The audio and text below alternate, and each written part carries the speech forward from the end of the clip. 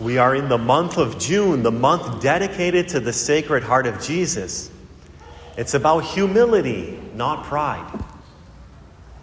Yet the LGBTQ plus movement is claiming this month for themselves. They call it Pride Month.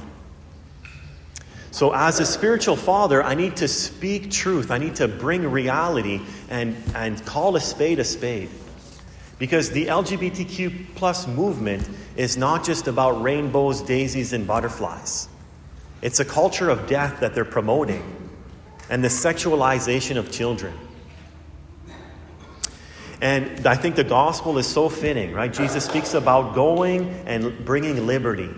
The strong man being tied, being bound up so that his plunder, his goods can be taken away.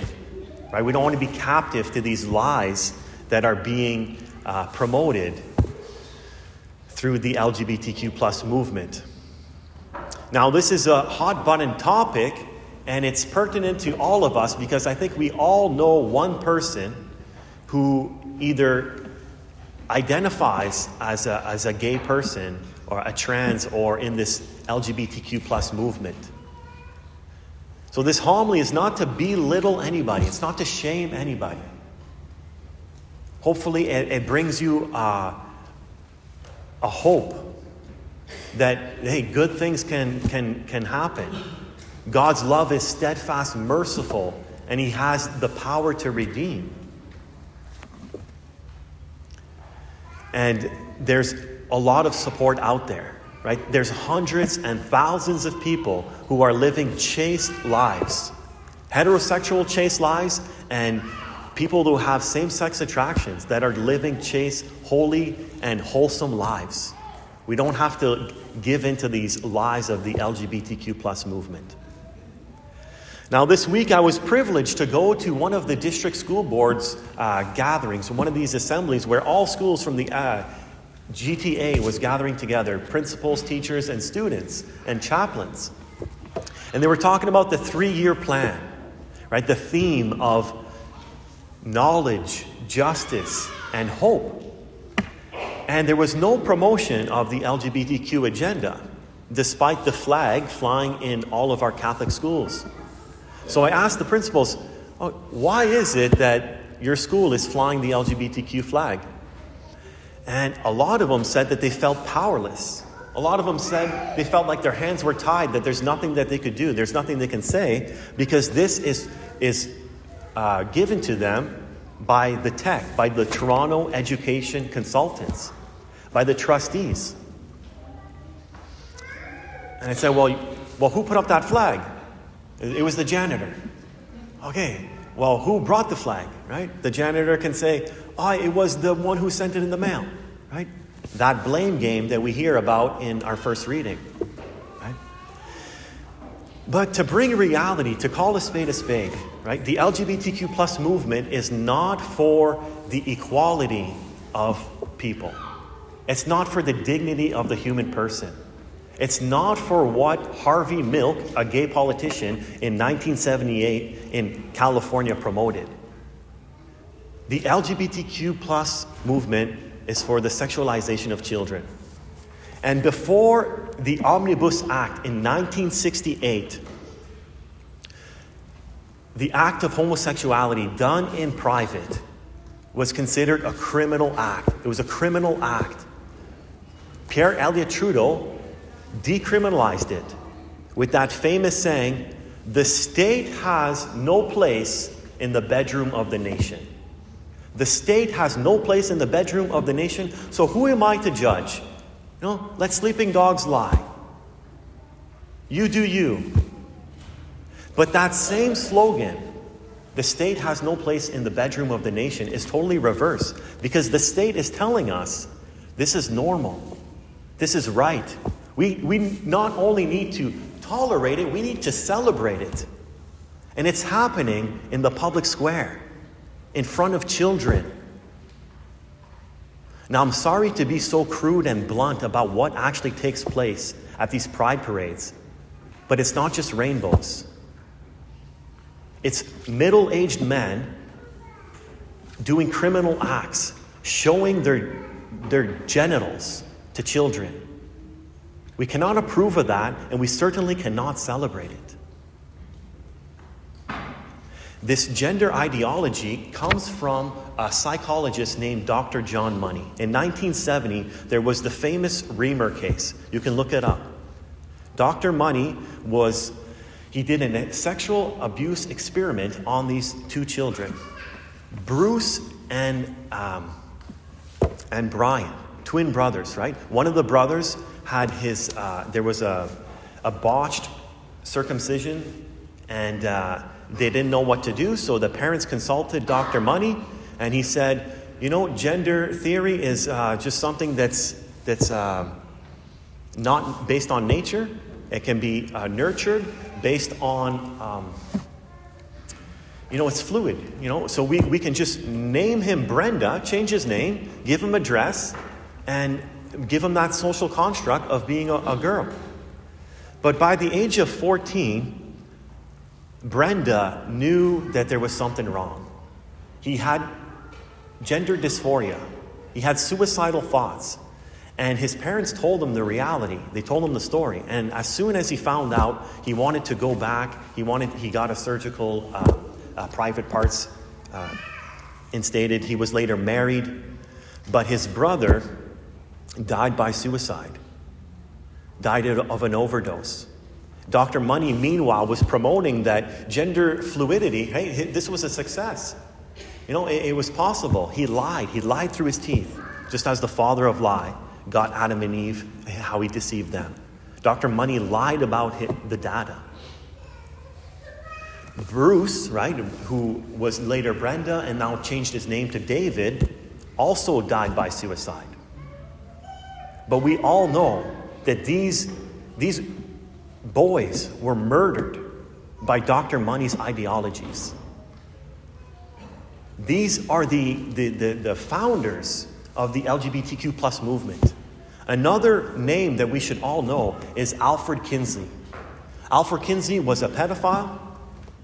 Again, sorry to be so crude, so blunt, but he had his sexual revolution, and he said the sexual revolution will only be fulfilled when pedophilia is normalized, when bestiality is normalized. He did studies, he did data studies, and he lied through his teeth.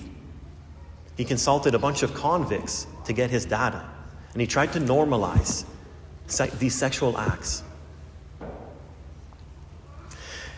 Now, there's something that we can do to speak up. And when we do, things change, things start to get better.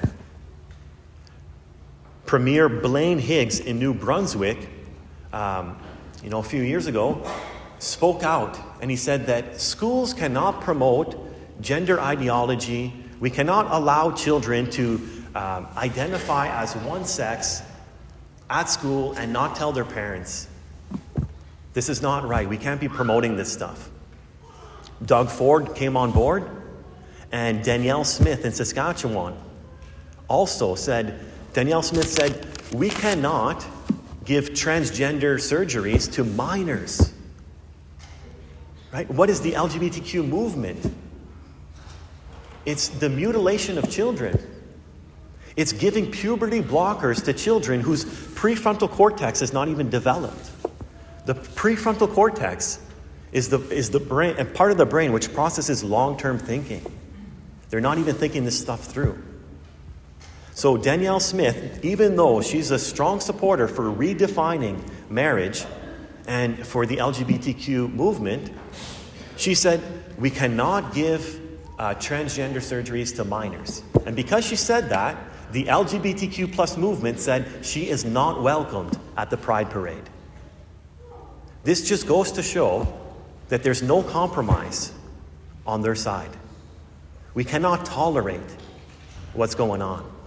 And we might be called the bigot, but who's being the bigot when we tell them the truth, when we call a spade a spade? Now, I know that it's difficult to speak up, right? You might lose your job, right? Maybe their CEOs or your manager has bought this lie, bait, hook, and sinker, that, out of love, out of tolerance and wanting what's good for their children, they permitted this. And now they can't face the shame. They can't face the reality of what they've done.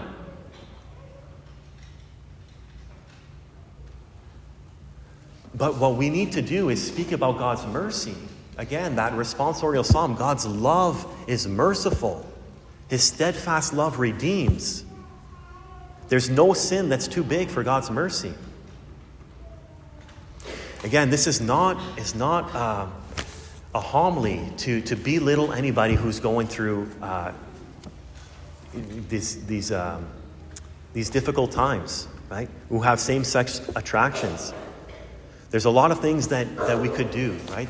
If you do a Google search and write courage support, now there's a program called Courage, and you can connect with other people and live a happy, wholesome, chaste life. We need to know about what's going on in our society. LifeSite News is a great resource. It's one of the primary resources I use to compose this homily. We need to speak up. Parents, you have the right to remove your children from classroom times where these ideologies are being taught. And the schools must provide care for your children during this time. You can call the school and you can tell them, I don't want this flag in this Catholic school. You can speak to the teachers.